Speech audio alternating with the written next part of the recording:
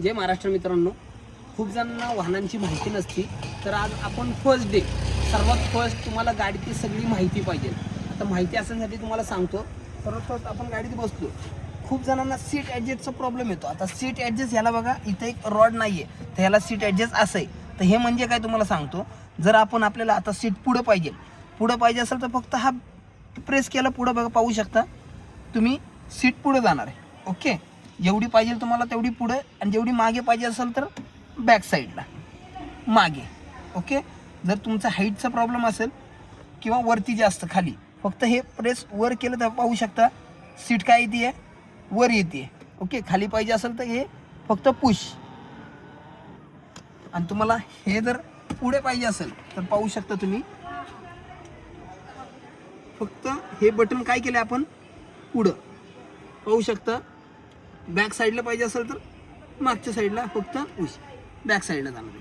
अशा पद्धतीत seat adjust करायची. आता अजून तुम्हाला सांगतो, हे बटन आहेत खूप, हे विंडोचे आहेत.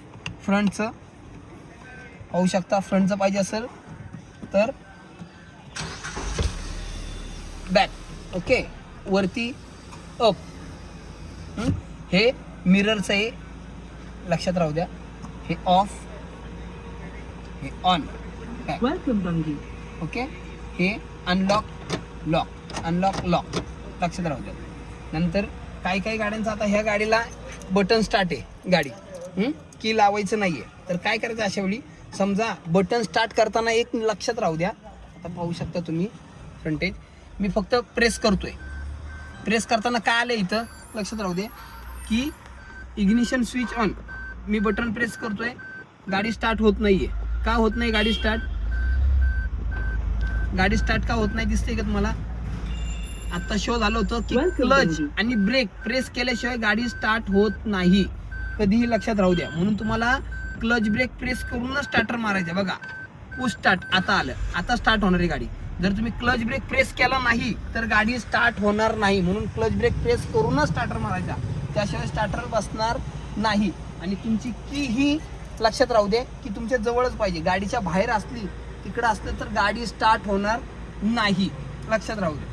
त्यानंतर या अजून, आता ही वाहनांची माहिती आहे. माझं एसीचे बटन आहेत, लक्षात राहू दे. एसीचे बटन, जर एसी ऑन करायचं असेल तुम्हाला तर एसीवर क्लिक, आणि हे आतमधलं रोटेशन दिसतंय का, ही गाडीच्या आतमधलंच कूल हवा होणार. एसी ऑन करायचा, आणि हे फॅनचं स्पीड आहे तुमचं, लक्षात ठेवा. स्पीड कमी म्हणलं तर इथं दिसतंय कमी, जास्त म्हणलं तर एक एक एक एक वर घेत बसलं की तुम्हाला जास्त. आणि या साईडला ब्ल्यू मीन्स कूल आणि रेड मीन्स हॉट. ओके, आता उन्हाळा आहे त्यामुळं आपण कूल, लक्षात राहू दे. ओके, हे फ्रंटने हवा येणार. हे प्रेस फ्रंट, ऑटो, ऑफ पाहिजे असेल तर एसी ऑफ केलं तर एसी ऑफ होणार. ऑटो केलं तर ऑटोमॅटिकली चालू राहणार एसी, लक्षात राहू द्या. ओके, पायाला पाहिजे असेल तर पायाला हवा इथं आहे त्याचा. ही सगळी जी बटणं आहेत ती तुम्हाला माहिती करून देतोय. आता इथं दिसतंय का, इथं पण एसीचं पॉईंट आहे. आता हे काय आहे, या गाड्यांमध्ये जर सीटामधनं एसी येतो, लक्षात राहू द्यात.